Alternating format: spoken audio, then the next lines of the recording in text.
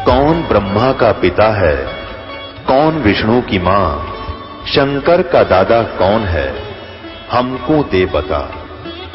ये जानने के लिए कृपया सुनिए।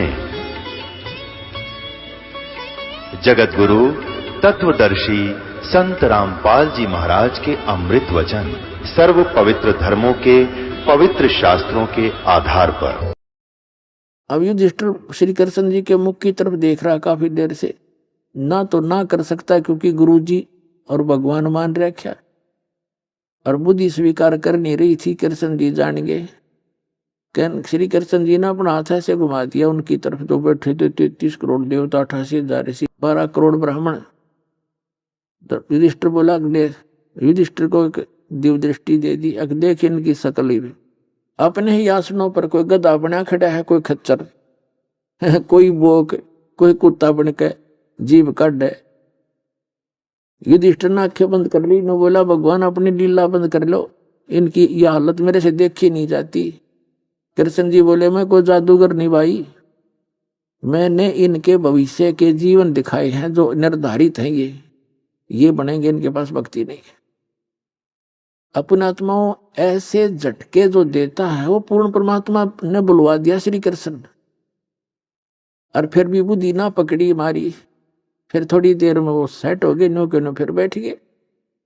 तब युधिष्ठिर ने पूछा, भगवान अब कौन है वो महापुरुष? श्री कृष्ण जी ने कहा कि इस क्षेत्र में काशी साइड में किसकी सेवा लगाई थी निमंत्रण देने की? उन्होंने बताया भीम की। भीम को बुलाया। भीम से श्री कृष्ण जी ने पूछा कि इधर कोई सुदर्शन नाम के महात्मा रहते हैं, भक्त, और वो पूर्ण सतगुरु के शिष्य हैं, वो उनको निमंत्रण आपने दिया या नहीं दिया? भीम जी ने कहा, जी वो वाल्मीकि है। कृष्ण जी बोले, मैं वाल्मीकि नहीं पूछता, मैं ये पूछू हूं तूने उस भगत को निमंत्रण दिया कि नहीं दिया? तो भीम बोला, जी निमंत्रण तो दिया था मैंने, पर वो तो गधा कुबोल आदमी है। श्री कृष्ण जी बोले, भाई क्या वार्ता हुई तुम्हारी? आपने क्या कहा? श्री कृष्ण जी को मालूम था यो भी पहलवान है, 16 यो भी ना बोला होगा। तो श्री कृष्ण जी ने पूछा, भीम बता फिर तुम्हारी क्या वार्ता हुई, क्यों नहीं आई वो? भीम ने कहा, जी मैंने उनसे अपनी इंट्रोडक्शन दी कि मैं ऐसे ऐसे आया हूं, और भगवान श्री कृष्ण ने और मेरे भाई राजा युधिष्ठिर ने भेजा हूं, आप चलिए। तो उन्होंने कहा कि मुझे 100 यज्ञ का फल दे, संकल्प करो मुझे तुमने कर रखी होता है, तब मैं चलूं। मैंने कहा, ये तो हमारी पहली ही यज्ञ है, मैं कहां से दूं? और यहां तक कहा उसने कि तुम तो कसाई हो, हत्यारे हो, करोड़ों बहन विधवा करके अब उनका उस राज को तुम भोग रहे हो, रकत से सने हुए को। तो श्री कृष्ण जी बोले, फिर आपने क्या जवाब दिया? उन्हें बता दिए जो डायलॉग बोले थे। कृष्ण जी बोले, साची बताइए। हक साची बताऊंगा। जब उसने ये कहा ना, ऐसे ऐसे तुम ऐसे हो ऐसे हो, तो मैंने तो उसको ये कह दिया था, तूने आना होता आ जाइए, आना होता ना, निमंत्रण दिया दे, और फालतू ना बोला ना। तने मैं भगवान कृष्ण से और भाई से डरता हूं ना, तेरा अब भी काम कर दूं मैं। श्री कृष्ण जी कहने लगे, देख भीम, कुछ अकल से काम लिया करो, यो सब जगह बल काम नहीं देता, अकल भी चाहिए थोड़ी बहुत। संत के बारे में ऐसे बोलना आपने और पाप मोल ले लिया। संत का आदर करे, जैसा उसका वचन था वो मुझे बताना था कि जी एक ने ऐसे कहा है, उन्होंने सारी साची कह रखी है, कौन सी झूठ बोली उसने? ऐसा पाप कर रखा हो गया। अब चलो इसका समाधान यही है कि उसको लाओ, किसी तरह मना मनू का दंडवत प्रणाम करो, हाथ पैर जोड़ो, अगर तुमने सुख चाहिए ना तो और भाग बन गया तुम्हारे। अब कहते मरता क्या नहीं करता। श्री कृष्ण जी चले रथ जोड़ के, 5 पांडव बैठा लिए। अब चलो, एक योजन था उसमें, 1 योजन की दूरी पे रथ खड़ा कर दिया। रथ साथ साथ आ रहा है पीछे, और आप पैदल चल पड़े। और जाते ही अब उधर से क्या हुआ कि सुदर्शन जी ने अपने पूज्य गुरुदेव करुणामय जी से कहा कि आज ऐसे ऐसे राजा युधिष्ठिर का भाई आया था और मैंने उसको ये शब्द बोल दिए, गुरुजी गलती तो नहीं होगी? तो परमात्मा ने कहा बेटा तन बात तो सारी सच्ची कही है, और उनकी यज्ञ पूर्ण को नहीं हुआ है, वो फिर आऊंगे तेरे पास। अब श्री उस वाल्मीकि घर में जन्म था सुदर्शन जी का। अब सुदर्शन जी ने सोचा ये फिर सिर में दर्द करेंगे, तू खिसक जाए यहां से। वो झोपड़ी छोड़ गए और निकल गया सैर सपट्टे को 15-20 दिन के लिए की प्रोग्राम बना गया। अब परमात्मा कहते हैं अपने भगत की इज्जत भगवान रखे, और उधर से उनका काम भी करना था, उनका काम होना ही नहीं था, सुदर्शन जाले हो तो भी ना होना था वो। तो परमात्मा बैठ गए सुदर्शन रूप बना के, और सारे जब पांचों पांडव और छठे कृष्ण भगवान जाके पहुंचे वहां पर दंडवत प्रणाम किया श्री कृष्ण जी ने मुकुट समेत। जब श्री कृष्ण जी ने प्रणाम किया था उन पांडवों की के हिम्मत, वो तो भी घिघी बंद रही थी उनकी तय। पांचों पांडवों ने दंडवत प्रणाम किया। अब भीम भी दंडवत प्रणाम करता हुआ सोचता रहा था भैया बूंदी बड़ी हंसते आड़े तो डींग पार के गया था, यही मत्था टेकना पड़ गया। पर कोई बात ना, काम बढ़ना चाहिए, बुद्धिमान इसी को कहते हैं। सुदर्शन रूप में परमात्मा खड़े हुए और कहा राजन हे भगवान इस गरीब की झोपड़ी पर कैसे आना हुआ आपका? श्री कृष्ण जी ने कहा कि भगवान आप तो जानी जान हो, अंतर्यामी हो, सब जानते हो। ये राजा युधिष्ठिर है, इन्होंने एक यज्ञ करनी है, इनके ऊपर कोई आपत्ति आई है, आपकी उपस्थिति अनिवार्य है, आपको निमंत्रण करने आए हैं। दास अब सुदर्शन ही कहेगा, क्योंकि कहते हैं परमात्मा करे कराओ साइया और मन में लहर उठा, दादू सिर दर जीव के आप बगल हो जा। वो तो परिपूर्ण है महिमा से, कबीर भगवान था, उसने महिमा की आवश्यकता नहीं। जैसे यहाँ को राजा रूजा बन के महिमा बना गे रामकृष्ण हृदय से, उसने तो धानक को आया जुलाहा बनकर आया, क्योंकि वो समर्थ है, उसने क्या जरूरत दरबाई आडंबर में पा देने की। तो वहां अपने भगत का रूप बनाकर बैठ गए। तो अब दास सुदर्शन ही कहेगा यहाँ पर। वो सुदर्शन रूप में बैठे परमात्मा ने, सुदर्शन जी ने कहा पुणात्माओं आपने जो अभी तक ज्ञान सुना था ना, वह ज्ञानड़ी थी, ज्ञान नहीं था। और अब यू ज्ञान है, यू तोब का गोला है, सारा काम अज्ञान का नाश करता चलेगा। कबीर साहब कहते हैं और ज्ञान सब ज्ञानड़ी, कबीर ज्ञान सो ज्ञान, और जैसे गोला तोब का करता चला मैदान। अभी तक इनकम्प्लीट ज्ञान सुना था।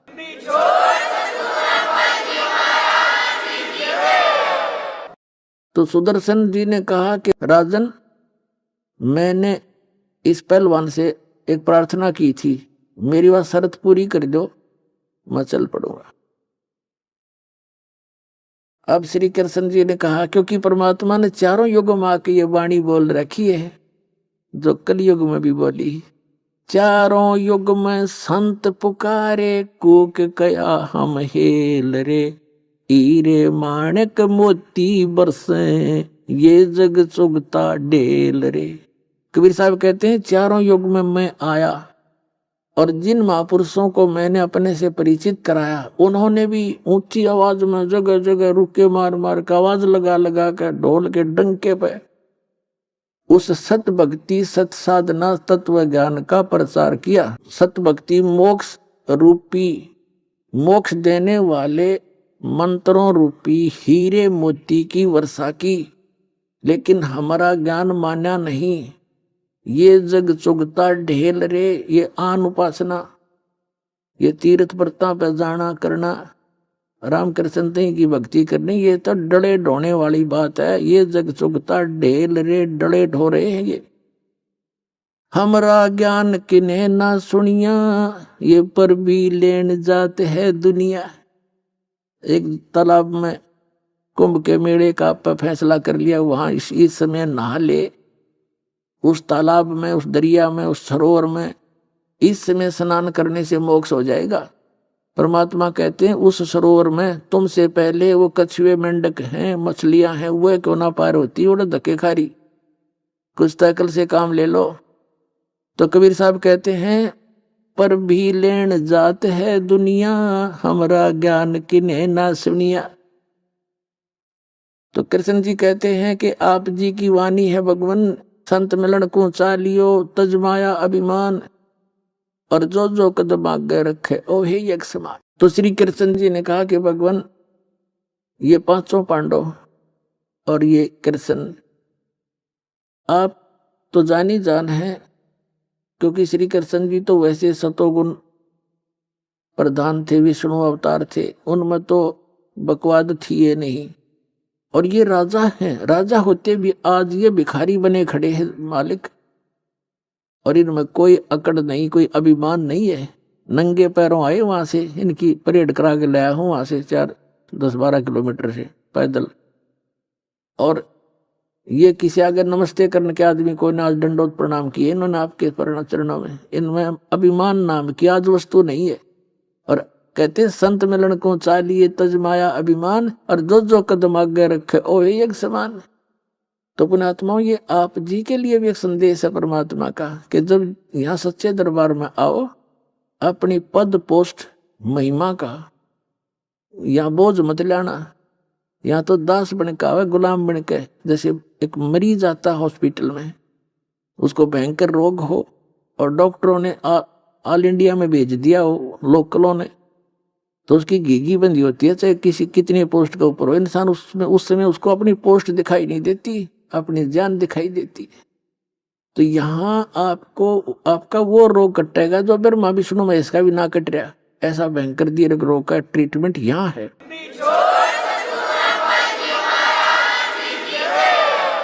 इसलिए परमात्मा ने कहा कि यहाँ आवे तो कति बालक बन के आवे।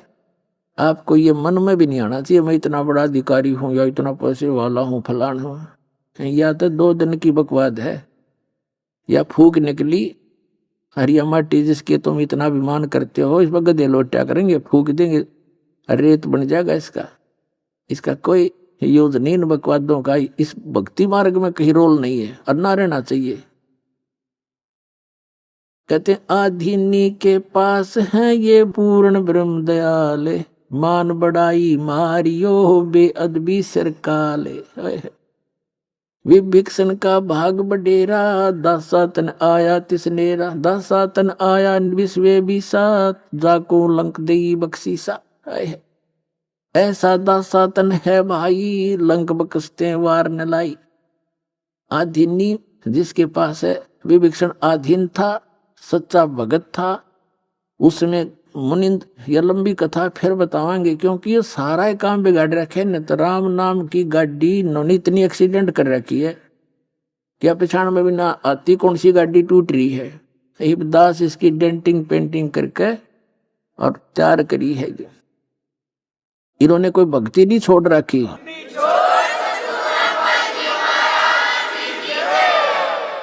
या भक्ति बालका गया हाथ लाग रही थी, इस गाड़ी ने बालक धक्का ले जा, गड्ढे माप भी पड़ गया, वो टांग भी तोड़वा दी, गाड़ी भी फोड़ दी। तो अब ये हर तरह से सुचारू किया जा रहा है। परमात्मा के ज्ञान को संपूर्ण ज्ञान दिया जा रहा है आपको विद, जैसे PhD सत्र से भी आपको बताया गया।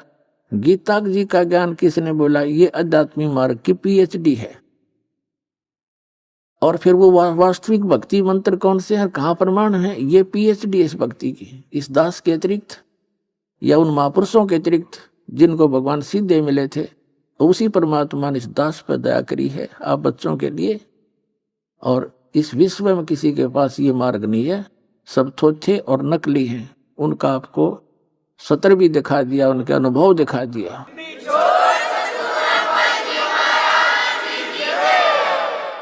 तो कहते हैं आधीनी के पास है पूर्ण ब्रह्म दयाल, मान बड़ाई खत्म कर दियो बेअदबी सरकाल। जो बकवाद करते हैं यहाँ के भी बैठन में नखरे करें, फलान में खान पीन में, कहते हैं यहाँ दास बन के आवे, रिहर्सल करे यहाँ पर अपने इस मन पापी ने ठीक करने की। और बालक भी कहते जी उठो यहाँ से, यहाँ बैठो, अच्छा भाई ये बैठा। यानी इस मन में एम नहीं आने दे। एम जो यहाँ भी काल बैठा है, तो फिर भक्ति कहाँ समाओगी आपके अंदर? एडजस्टमेंट करना सीखे। दुख में दुखी हो, दूसरे कोई भाई के पास रजाई नहीं मिली किसी कारण से, तो एडजस्ट करे खा जा, इस पर लेट लेंगे, दोनों टाइम पास कर लेंगे, तो साधु तो ऐसे हुआ करें। नहीं तो फिर उसे हो जैसे वो हर की पैड़ी पे ये तीनों गुण के पुजारी, नान के ऊपर लड़का मर गया, मैं पहले नहाऊंगा, हम पहले नहाएंगे, वो नाना गए भूल और कत्लेआम कर डाले।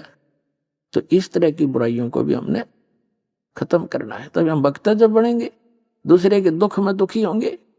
साधु यहां तक पहुंच जाती है व्यक्ति। एक अकाल गिर गया एक समय, और एक सेठ ने भंडारा ला रखा था, एक समय में एक मुट्ठी बाकड़ी चनों को उबाल कर नमक डाल कर उबाल दिया करता था, और आसपास के क्षेत्र के लोगों को वहां से एक मुट्ठी ऐसे भर के दिया करते कि मरे को नहीं, एक मुट्ठी खा लेगा सारा दिन में, 2-4 दिन तक मरते नहीं। फिर वो एक मुट्ठी बाकड़ी सबको देते थे। एक 2-3 दिन का भूखा था, वो पहुंचा था वहां पर, और बाकड़ी लेकर वो बाहर आया था थोड़ी सी दूरी पर, वहां बैठ कर खाऊंगा पानी के साथ कहीं पर। इतने में वो भंडारा बंद हो गया, और दूसरा व्यक्ति उससे भी ज्यादा भूखा था। वो कहने लगा मैं तो मर गया, 5वां दिन हो गया, मुझे कुछ नहीं मिला। वो खुद जो एक मुट्ठी बाकला और 3 दिन का भूखा था, वो कहने लगा ले ये खा ले, तू आधे आधे ले लेंगे। वो भूखा मरा, सो खा गया सारे 2-3 बार। बोला कोई बात नहीं, वो सारा उसको दे दिया, खा लो। और आप मर गया, उसको जान बचा दी, आप मर गया। तो पुण्यात्मा साधु संत यहां तक होते हैं। मरना क्या था, वो मरा कैसे, वह शरीर छूट गया, अगला जन्म उसमें, अगले ही जन्म में वो पूरी पृथ्वी का राजा बन गया। उस एक एक मुट्ठी बाकड़ी दूसरे को जान, जीवन दान देकर अपनी जान दे दी। अगले जन्म में वो पूरी पृथ्वी का शासक बन गया। तो पुण्यात्माओं, जैसा ये बात इनकम्प्लीट नॉलेज है ये इस तरह का, अब समय आने पर इसको सुचारू करेंगे। हमने करना तो ऐसा ही है, परमार्थ के कारण संतानदारी दे। तो कहने का भाव ये है कि इस तरह का स्वभाव हमारे अंदर आएगा, और हम दूसरे को दुख में दुखी होंगे तो वो क्रेडिट भी हमें अवश्य मिलेगा, वो निष्फल नहीं जाता। तो यहां तक आपकी वृत्ति आनी चाहिए, दूसरे को सुखी करना चाहे और आप एडजस्ट करने की चेष्टा करें। अब कहने का भाव ये है दास का कि संत मिलन को चालिए तज माया अभिमान, और जो जो कदम आगे रखे ओ है एक समान।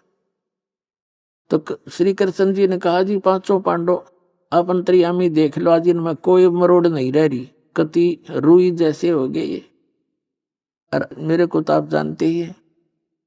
तो ये, और वहां से लेकर जहां से हम चले हैं यहां तक जितने भी कदम बने आपके विधान अनुसार, आपके आदेश अनुसार, ये सब हमारे हमारे यज्ञ हो गए। 100 यज्ञ रख लो, बाकी हमारी झोली में डाल दो। तो कहते हैं साधु भूखा भाव का और धन का भूखा ना। तब परमात्मा बोले सुदर्शन रूप में कि भाई ठीक है, मैं तो तुम्हारी श्रद्धा देखूं था, पर चलो चलते हैं। वहां पर कबीर साहब यानी सुदर्शन जी की एक सुमरणी टंग रही थी खुट्टी पर, माला, झोपड़ी में माला सुमरणी। और सुदर्शन जी ने कहा कि पहलवान भीम, कहा जी ये मेरी सुमरणी उतारिए, खुट्टी पर से उतार कर दे दे मुझे। भीम गया, ऐसे हाथ किया, ना उतरी। मोटे मोटे मुनिया की थी, पहले तगड़े आदमी आ करते 50-50, 40-40, 30-30 फुट ऊंचे, तगड़े लंबे, खुट्टी पर टंग रही थी, अच्छे मोटे मोटे मणिये थे। उसने दोनों हाथ ला लिए, ना उतरी, कति पसीने आ गया, टस से मस नहीं हुआ। तो परमात्मा बोले रे पहलवान, तूने क्या था, एक का मारू था, 6 पर मरे थे, मेरी ताकत युद्ध जीता था, या सुमरणी ना उतरी थे। ऐसे हाथ किया था उस परमात्मा ने, सुदर्शन जी ने, वो अपने आप उठ के आएगी। अब उनका पेटा भी भरना था कि नरा बाल्मीक ना है, इसमें कुछ शक्ति भी है। तो भीम की चौंध टूट गई और मत्था टेका दोबारा। और फिर सुदर्शन जी ने कहा कि पहलवान, इस बल का अभिमान जीव को हानिकारक होता भाई, और तेरी आंख खोलता हूं क्या कि जिस दिन तू मेरे पास आया था निमंत्रण देने, परमात्मा तो वो सारा पता था दाता ने, वो तो जानी जान है कि उस दिन तू नहा का आया था यहाँ एक तालाब में। कहाँ जी? उस तालाब में तेरे तू स्नान कर रहा था, तेरे पैर भी ना टिके थे, इतना गहरा था। कहाँ जी? अच्छा गहरा था, मैं नीचे तक जा भी नहीं पाऊं था नहाता नहाता। तो उन्होंने बताया कि ये जो स्थान है ये कुंभकर्ण का सिर का ऊपर का हिस्सा है। यो इस सिर का यहाँ से उतार दिया करें डॉक्टर, एक रह जा रहा खप्पर सा कटोरा सा, कहते यो कुंभकर्ण की खोपड़ी थी या जिसमें तेरे पांव भी ना टिके, तो काय का पहलवान है, तो उसकी आंगलियां बराबर भी कोई ना।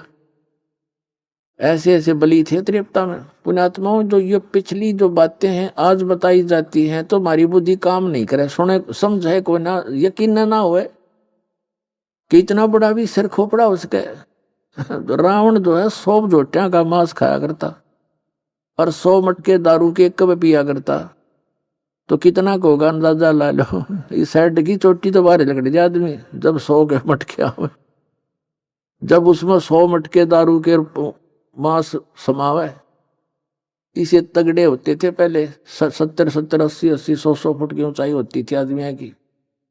सतयुग में, फिर कलयुग में, त्रेता में कुछ कम होगी, द्वापर में उससे कम। हमने देखे, हमसे हमारे जो छोटे छोटे से थे ऐसे ऐसे तगड़े बूढ़े हो रहे थे, वह तगड़े तगड़े फिर भी दिखा करते।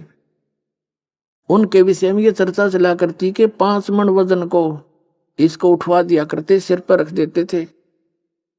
मकान पक्के करते थे ना, मकानों की छत देते थे गांव में लकड़ों की, उसके ऊपर कड़ी डालकर, कड़ी के ऊपर बरगे डालकर, फूस डालकर उसमें मिट्टी डाला करते, तो छत दुआया करते गांव के लोग लाग के। कहते इसमें 5 मन वजन माटी में एक टोकरा होता था, वो इसके सिर पर रख देते थे इनके, और ये सीढ़ियां पर का चढ़ जाया करते। एक तो वैसे जिन्ना हो लकड़ी की सीढ़ी, उन पर चढ़कर ऊपर गिराया करते।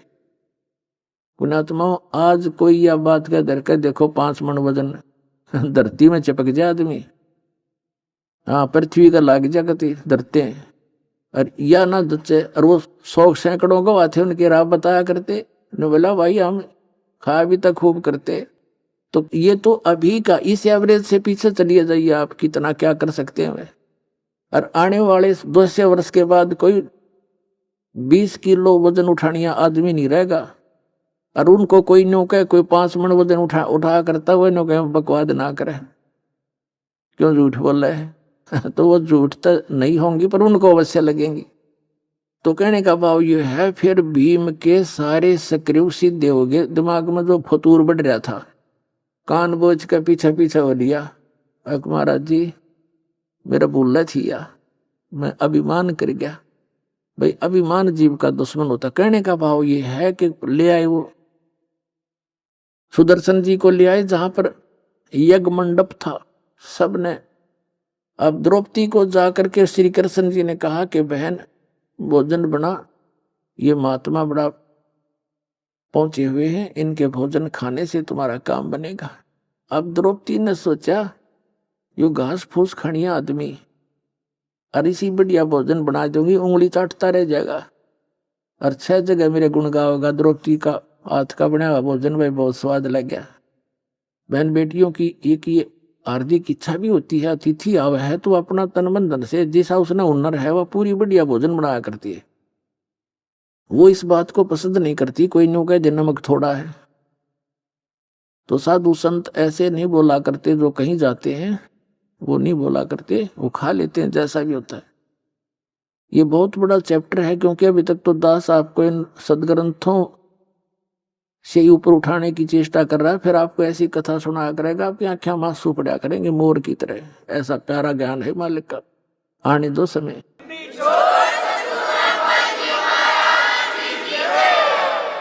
पहले तो आपको भगवान पहचानवा जा रहा है, आइडेंटिफाइड किया जा रहा है, भगवान ऐसा हो सर ऐसे काम करा करे, और वो ये परमात्मा है और ये उसका पाने का विधि है। ये जिस दिन ये फाइनल हो जाएगा आपको, फिर तो ऐसा गजब का ज्ञान सुनाया करेंगे, सारे हृदय में समाया करेंगे आपके।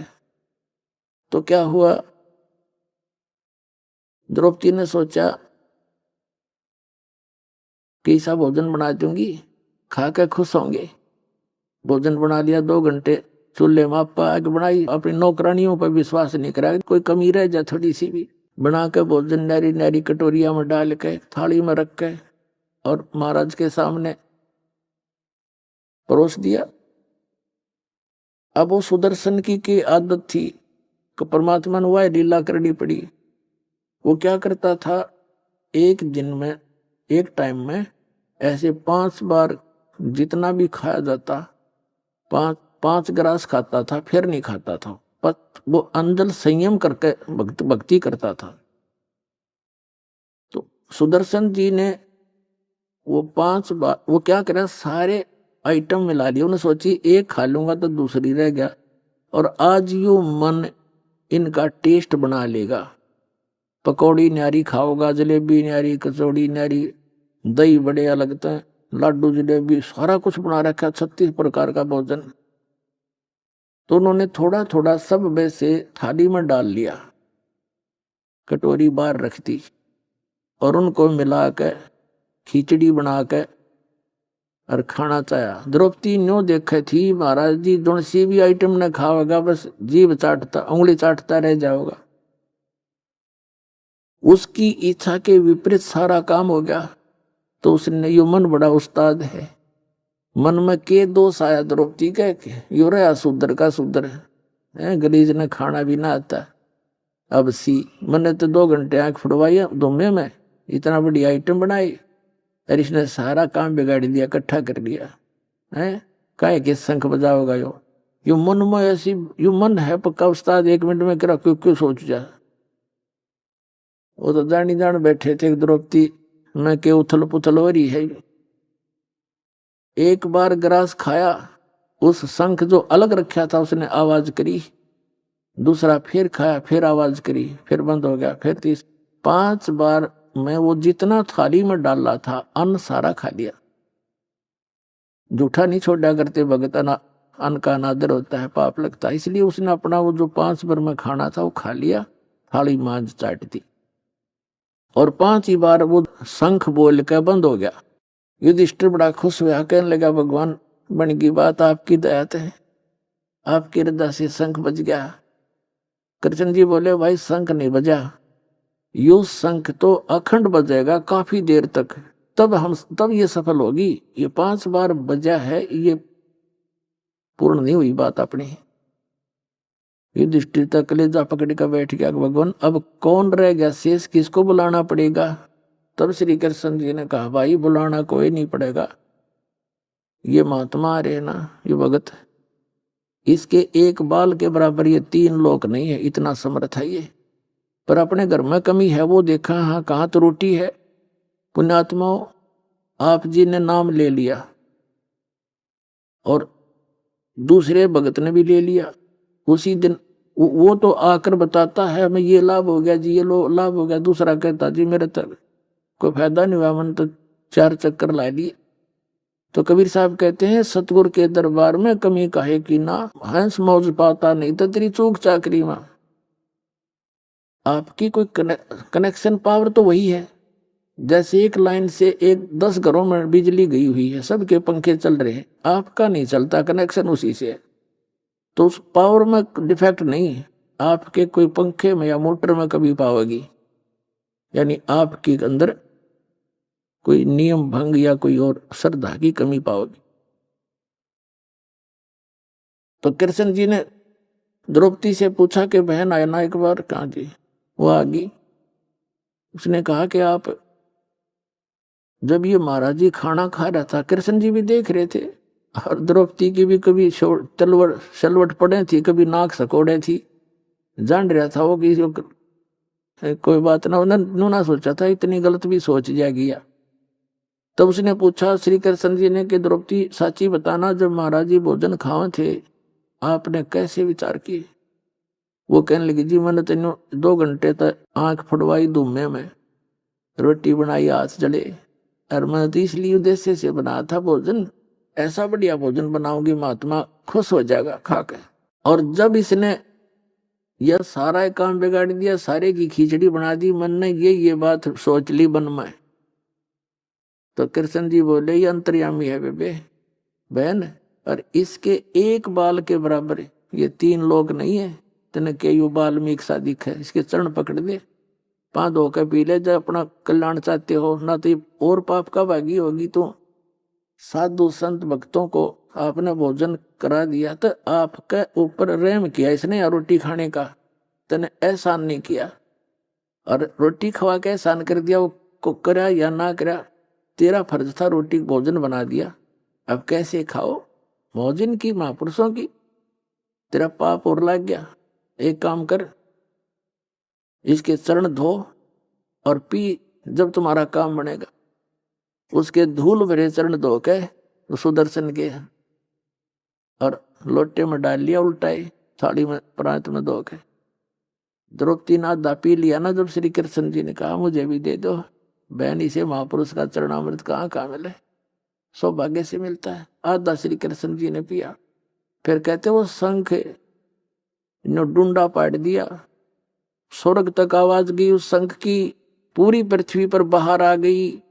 तब उनका वो 3 ताप का दुख भी उस कबीर परमेश्वर से कटा। वो भूतों और प्रेतों का संकट भी कबीर परमात्मा के भोजन खाने से कटा। गरीबदास जी कहते तुम कौन राम का जपते जापम, और ताते मिटे ना तुमरे तीनों तापम।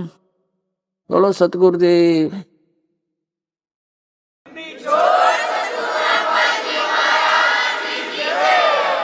मन तू पावेगा अपना किया रे, भोगेगा अपना किया रे। भाई 33 करोड़ यज्ञ में आए, 88 सारे। 33 कोट यज्ञ में आए, 88 सारे। 12 कोटि वेद के वक्ता, वहां सुपच से शंख बजा रे। मन तू पावेगा अपना किया रे, भोगेगा अपना किया रे। तो पुण्यात्माओं, वही मंत्र आपके पास है जो सुदर्शन जी के पास थे। पर इसने खोइयो ना कि आशीर्वाद बदुआ दे कर दुआ दे के इस अपने टायर में पंचर मत करियो। सतलोक जागिया गाड़ी तुम्हारी। बोलो सतगुरुदेव।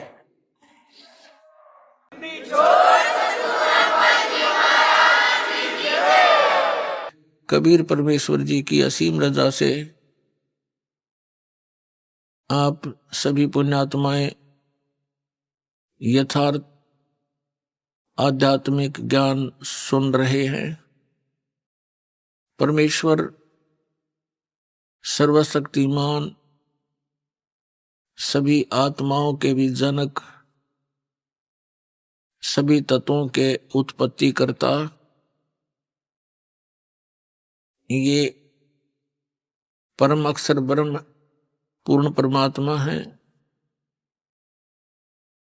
और वही परमेश्वर बनारस के अंदर काशी शहर में एक धानक जुलाहा रूप में प्रसिद्ध हुए, और वे प्रसिद्ध कवियों में से भी एक कवि कहलाए। हम अपने परमात्मा को ना पहचान कर हमने उस परमपिता को एक कवि और एक जुलाहा शूद्र वर्ण का जानकर उनके द्वारा दिए गए ज्ञान को तो हम पढ़ते रहे, लेकिन हम उनको परमात्मा नहीं मान सके, क्योंकि हमें उस लाल की परख कराने वाला कोई तत्वदर्शी संत मिला नहीं। और जिन महापुरुषों ने कोशिश की, जिनको स्वयं परमात्मा मिले थे, उनकी बात हमने मानी नहीं, क्योंकि हम अशिक्षित थे। अब परमेश्वर कबीर जी की असीम रजा से आप जी शिक्षित हुए, अक्षर ज्ञान प्राप्त हुआ, और इस दास को तत्वदर्शी संत बनाकर आपके लिए यहां भेजा। अब हम उस परमात्मा को पहचानेंगे, उनके द्वारा बताए गए ज्ञान को जानेंगे, और हम अपना आत्म कल्याण करा के सतलोक चले जाएंगे। परमेश्वर ने स्वयं आकर हमें ज्ञान दिया कि तुम यहाँ के वासी नहीं हो, आपका यहाँ ठौर ठिकाना नहीं है। आग गए ना बावड़े, रहते भी सब जाही, बिन साहेब की बंदगी कहीं छोड़ ठिकाना नहीं। जैसे मोती ओस का ऐसी तेरी आव, कह कबीर करो बंदगी, बोर न ऐसा दाव। पुण्यात्मा, हम सभी प्राणी यहां काल के जाल में बुरी तरह जकड़े हुए हैं। ऐसा सुनियोजित षड्यंत्र है इस काल भगवान का, जीव सतर की बुद्धि इसको समझ नहीं सकती। परमेश्वर ने आकर के स्वयं ये ज्ञान बताया कि तुम यहां रह रहे हो, ये तुम्हारा ठिकाना नहीं है, और यहां कोई भी प्राणी सुखी नहीं है। और आप जी ने इस झूठे सुख को सुख मान रखा है। कौन से सुख को? किसी के पास संपत्ति हो गई ज्यादा, संतान हो गई, 2-3 अच्छा कारोबार हो गया, परमात्मा कहते हैं आपने इसी को सुख मान लिया। फिर हमें याद दिलाते हैं, झूठे सुख को सुख कहे, ये मान रहा मन मोद, ये सकल चबीना काल का, कुछ मुख में कुछ गोद। कबीर परमात्मा कहते हैं कि आप जी जिस लोक में रह रहे हो, ये काल का लोक है, कसाई का, और ये प्रतिदिन 1 लाख मानव शरीरधारी प्राणियों का आहार करता है, और अपने आहार के लिए ही आप जी को यहाँ जैसे कसाई बकरे पालता है, बकरियां पालता है, ऐसे आपको पाल रखा। ये आपको यकीन हो या ना हो, ये सच्ची बात समझ लेना। ये भगवान की बताई बात है, भगवान का दिया ज्ञान है, और हम प्रतिदिन देख भी रहे हैं। ये कोई स्थान है? सारा जीवन हम संतान उत्पत्ति करते हैं, उनके प्यार में लाड में हम कितने मस्त रहते हैं, कितना अच्छा लगता है। 1 मिनट में या तो मां मर जाएगी या बेटा बेटी मर जाती है। एक परिवार के 3-3, 4-4 सदस्य एक्सीडेंट में या किसी अन्य हादसे में खत्म हो जाते हैं, और फिर क्या है, क्या बचा उनके पास? एक बहुत ही दुर्दांत कथा अभी पीछे पेपरों में प्रकाशित हुई थी। यहां सच्चा सौदा सिरसा वाले का कोई सेवक थे, और सत्संग सुनकर आ रहे थे। उसके बताते हैं 10-12 सदस्य थे, वो सारे के सारे मर गए, एक बूढ़ा जीवित रह गया। ये कोई जीवन है? तो परमात्मा हमें याद दिलाते हैं कि आप यहां कसाई के लोक में रह रहे हो, और इसने आप जी को केवल इसलिए पाल रखा है जैसे कसाई बकरे पालता। उसका उद्देश्य क्या होता है? अंडरस्टूड है। और आपकी बुद्धि केवल जीव सतर की है, इसलिए परमात्मा ने आकर अपने बच्चों पर दया करी कि आप मेरी शरण में आओ, कबीर साहब कहते हैं। फिर आपके ऊपर काल का जो प्रभाव है वो निरस्त हो जाएगा। फिर आप काल के मुख में नहीं जाओगे, आपको काल नहीं खा सकता। आपके बच्चों की सुरक्षा करेगा परमात्मा, आपकी सुरक्षा करेगा। यदि आपने इस गंदे लोक में भी कुछ भौतिक और सुख प्राप्त करना है, तो भी परमात्मा कबीर जी की शरण में आकर आपको यहाँ का वो सुख भी मिलेगा, आपका परिवार भी सुरक्षित रहेगा। लेकिन इसमें सबसे प्रथम मर्यादा बताई है परमात्मा ने। कबीर साहब ने कहा कि जब तक हंसा हमरी आना, और काल लगे नहीं तेरा बाना, पग पग पर यू तक तक मारे काल अचानक बाणा। अचानक तीर मार देता है कोई भी कारण बना करके, ये मृत्यु कर देता है। कबीर साहब कहते हैं, जब तक हंस मेरी मर्यादा में रहेगा, इस नाम का निरंतर स्मरण करता रहेगा, सतनाम का, उस पे काल का अटैक नहीं हो सकता। तो पहले तो आपने ये भी देखना पड़ेगा कि जिन बच्चों को आप अपना मानते हो, आपका इनमें मोह ममता है, तो इनकी सुरक्षा के लिए भी परमेश्वर कबीर जी की शरण की आपको आवश्यकता है।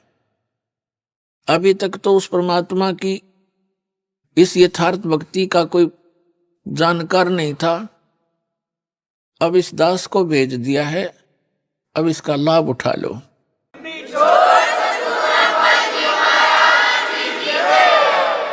और फिर आप भी सतलोक जाओगे, आपका परिवार भी सतलोक जाएगा। आप पहले चले जाओगे, ये बाद में भक्ति करके आ जाएंगे। जैसे आपका यहां जुगाड़ जुड़ गया, ऐसे ही वहां जुड़ जाएगा सतलोक में, ऐसे ही परिवार हो जाएगा। फिर वो परिवार आपका ऐसा ही प्रिय होगा, और वहां कोई दुर्बुद्धि नहीं, कोई विकारी प्राणी नहीं, वहां किसी चीज का अभाव नहीं, और सब सुविधाएं, सब सुख आपको उपलब्ध होंगे। आप जो यहां आप सुविधाएं खोज रहे हो, ये सारी सुविधाएं आपको सतलोक में प्राप्त होंगी और वो सदा रहेंगी। तो उसके लिए आपने थोड़ी सी हिम्मत, प्रयत्न, संघर्ष अब करना पड़ेगा।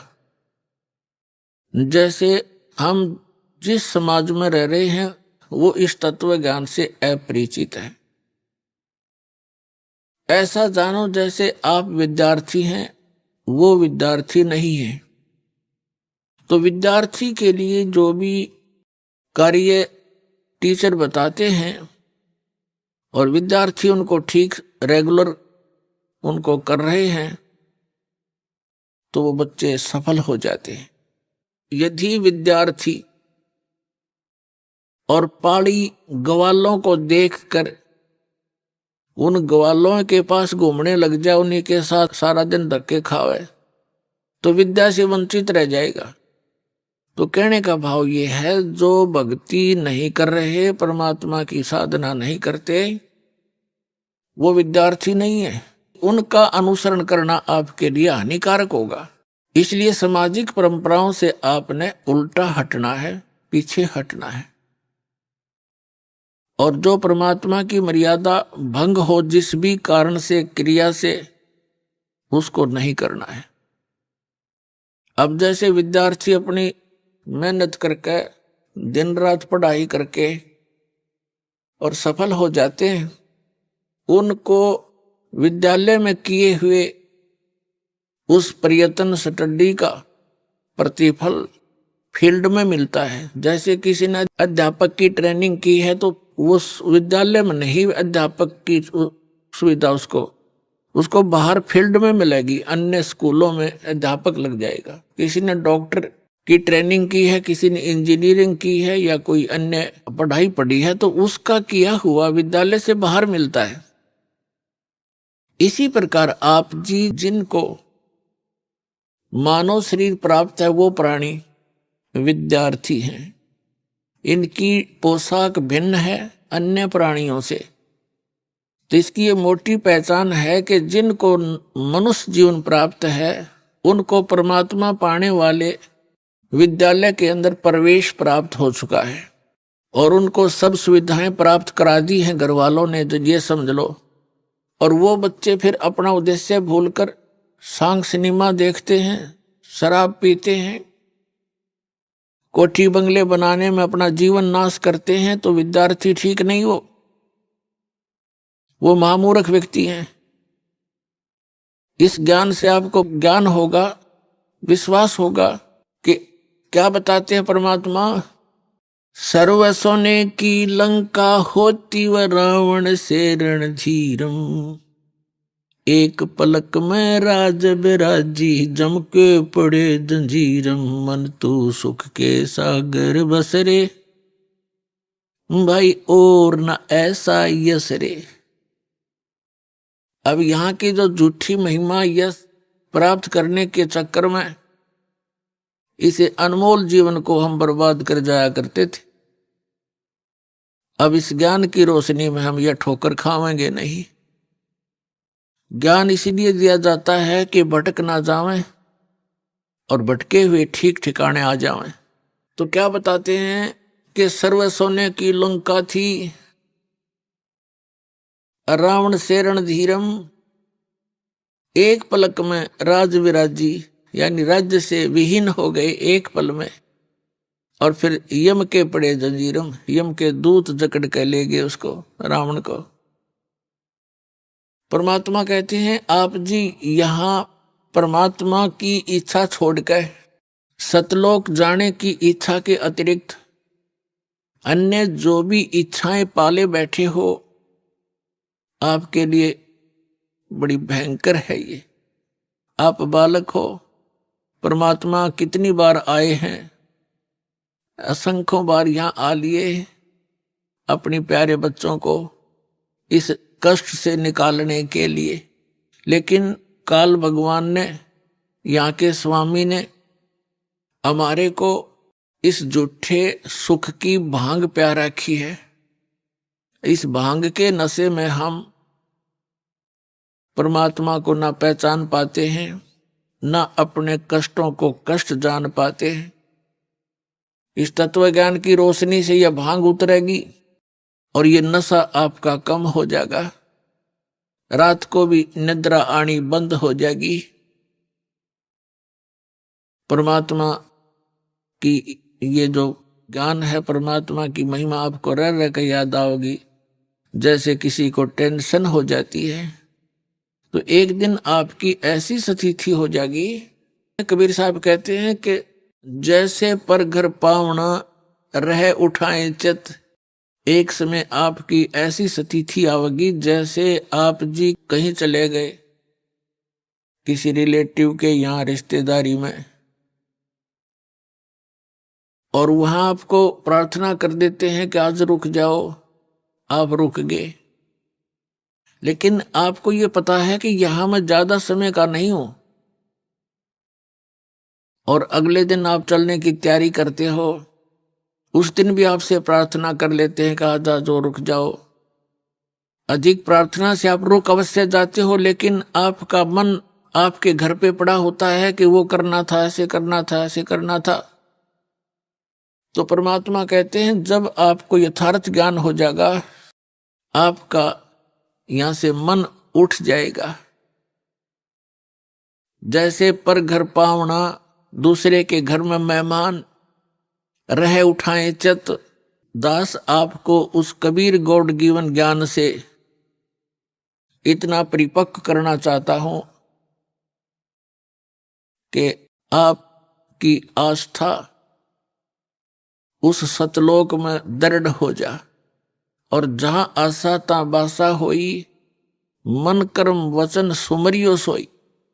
पुण्यात्मा, हमने जो भी ज्ञान मिला उसके आधार से हमने उसकी आस्था की।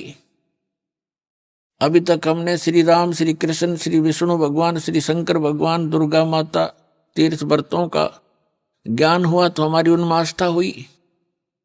उसी आस्था के आधार से हम यहां भटकते रहे। अब आपकी श्रद्धा, आपकी आस्था उस सतलोक में दृढ़ करनी है, और दृढ़ ज्ञान से होगी, मुक्ति इस नाम से होगी जो दास आपको देगा।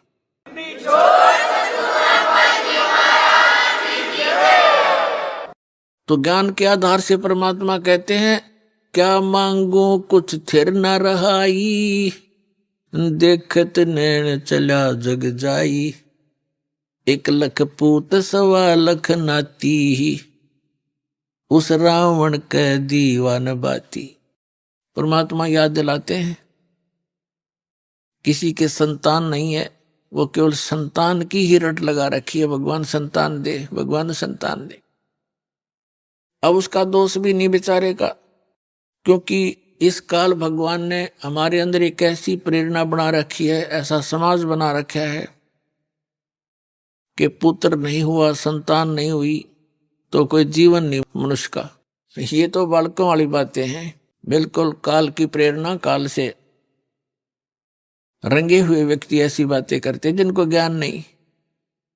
और जो भक्त हो जाते हैं, जिनको ये ज्ञान हो जाता है, उसके बाद आपकी स्थिति ऐसी हो जानी चाहिए, जो राखे त्यों ही रहूं, हमरा के चारा और खाने जाद खरीद हूं गुलाम तुम्हारा, ज्यों राखो त्यों ही रहूं, जो देवो सो खाऊं।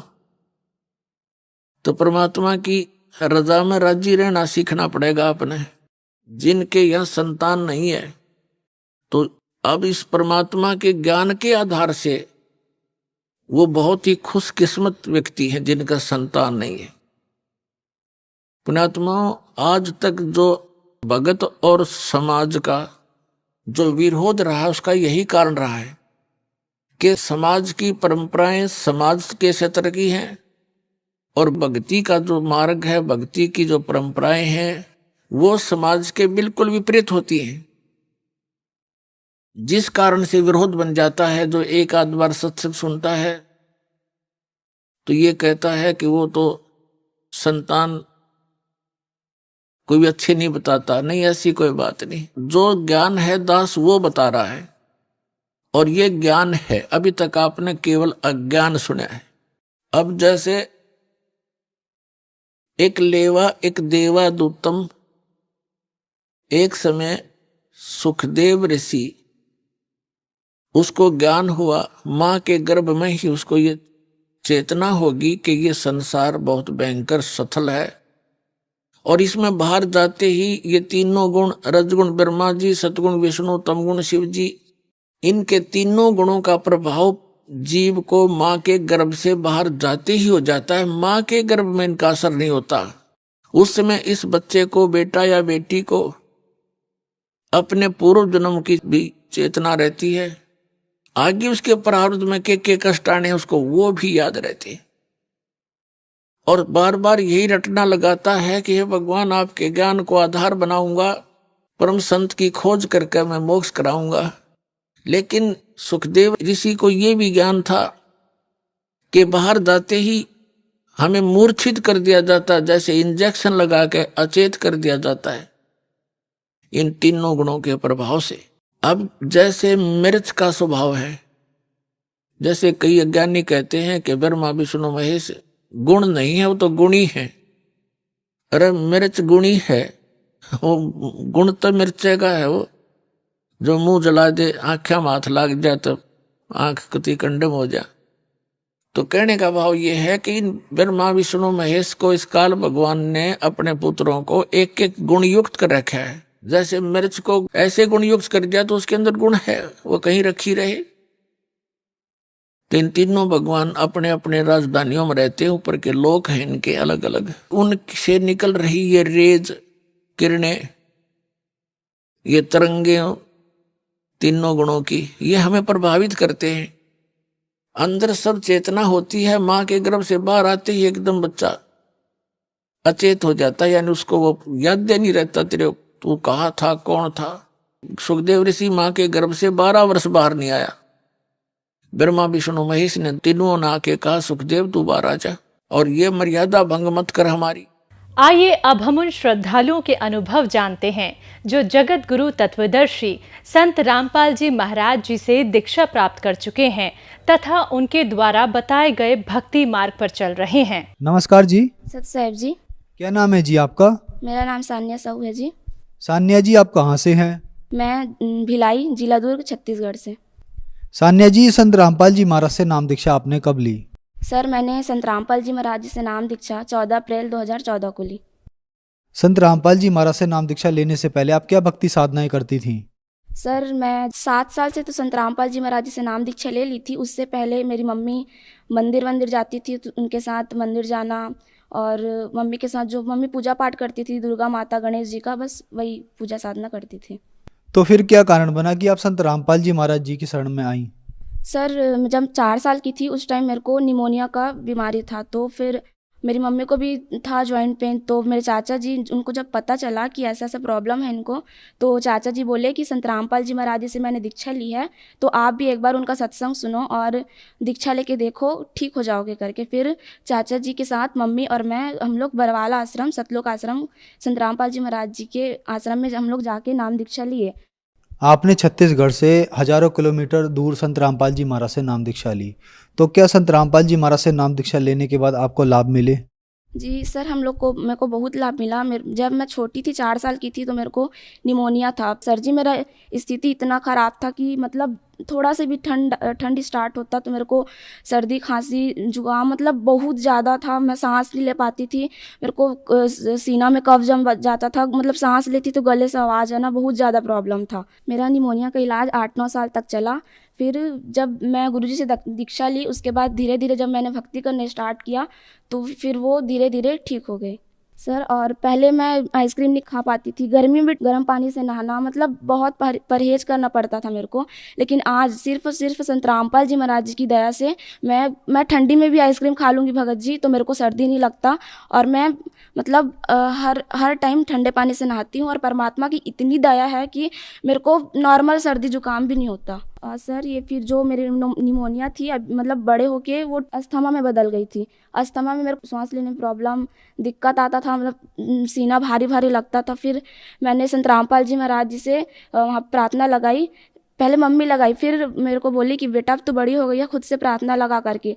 फिर मैंने गुरुजी के दरबार साहिब में ज्योति लगाकर गुरुजी को अरदास लगा कि गुरुजी ऐसी ऐसी बात है, मेरा तबीयत बहुत ज़्यादा ख़राब रहता है, कुछ दया करो करके। अगले दिन मेरा जो सर्दी खांसी जुकाम था वो बिल्कुल ठीक हो गया, मतलब पूरा 100% ठीक हो गया। और उस दिन का दिन है सर जी, और आज का दिन मेरे को कोई भी प्रॉब्लम नहीं है। मेरे को डॉक्टर ने ये भी बोला था, अगर ठीक हो जाओगे तो अच्छी बात है, नहीं तो तुमको ज़िंदगी भर दवाई खानी पड़ेगी।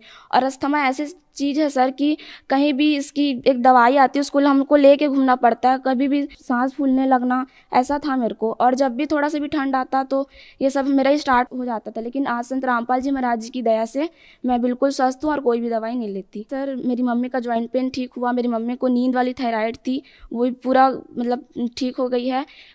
2-3 साल पहले की बात है, मेरा भाई मतलब कुछ गलती करके नामखंड कर दिया था, तो वो मम्मी को नहीं बताया था। फिर उसको धीरे धीरे मेंटली उसका डिस्टर्ब हो गया था। उसके बाद फिर वो घर में चेयर को तोड़ना, बर्तनों को पटकना, मतलब ऐसा ऐसा हरकत करता था, मतलब बहुत परेशान था वो। उसके बाद फिर बताया कि मम्मी ऐसा ऐसा बात है, मेरा नामखंड है करके।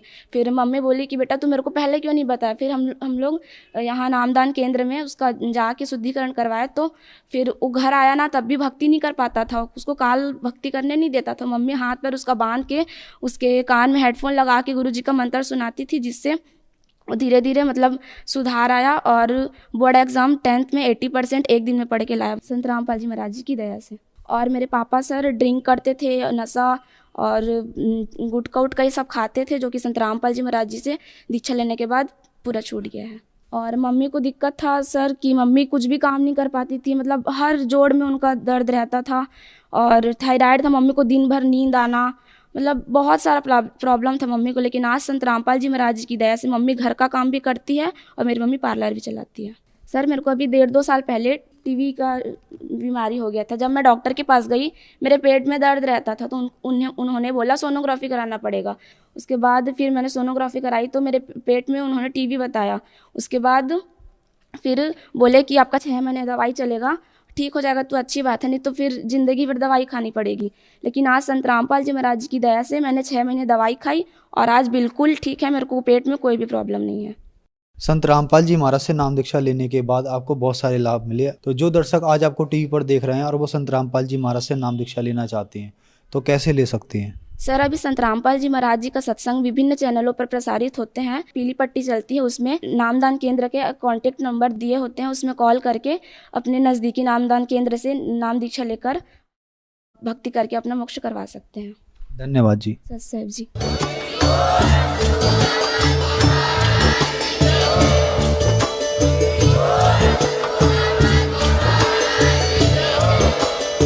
आप सुन रहे थे जगत गुरु तत्वदर्शी संत रामपाल जी महाराज जी के मंगल प्रवचन। अधिक जानकारी के लिए विजिट कीजिए हमारी वेबसाइट www.jagatgururampalji.org। संत रामपाल जी महाराज जी के शुभ आशीर्वाद से पूरे विश्व भर में 500 से भी ज्यादा नाम दीक्षा केंद्र हैं, जिन पर संत रामपाल जी महाराज जी द्वारा ऑनलाइन निःशुल्क नाम दीक्षा दी जा रही है। अपने नजदीकी नाम दीक्षा केंद्र का पता करने के लिए संपर्क करें।